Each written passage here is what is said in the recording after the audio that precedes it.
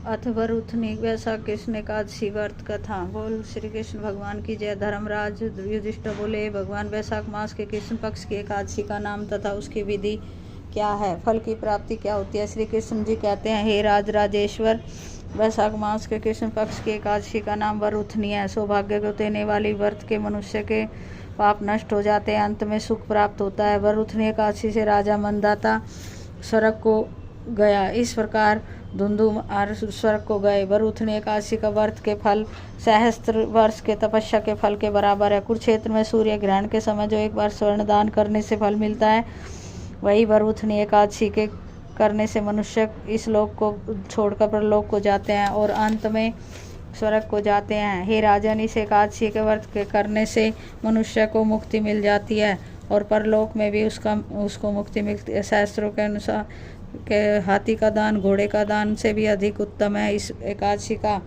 हाथी के दान से भूमि का दान और उत्तम और उसका तिलों का दान सबसे उत्तम है। तिल के स्वर्ण दान, स्वर्ण से भी अन्नदान उत्तम है। संसार में अन्नदान के बराबर कोई दान नहीं है। अन्नदान से पितृ देवता मनुष्य आदि सब तृप्त हो जाते हैं। शास्त्रों में कन्यादान इसके बराबर माना गया है। वरुथनी एकादशी के व्रत से तथा एकादशी का फल मिलता है। जो मनुष्य लोभ वे वश में होकर कन्या का धन ले लेते हैं, प्रलय के अंत तक नरक में पड़े रहते हैं, उनके अगले जन्म में वो बिलाव का जन्म लेता है। जो मनुष्य प्रेम से एवं धन सहित कन्या दान करते हैं, उनके पुण्य को चित्रगुप्त भी लिखने में असमर्थ हो जाते हैं। जो मनुष्य इस वरुथनी एकादशी का व्रत करते हैं, उसको कन्यादान का फल मिलता है।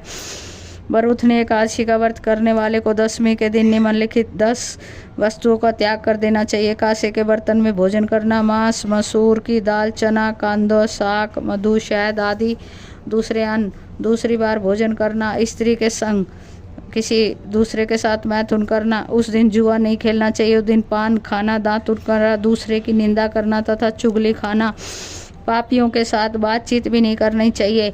उस दिन क्रोध करना, झूठ बोलना त्याग देना चाहिए। इस व्रत में नमक, तेल तथा अन्न वर्जित है।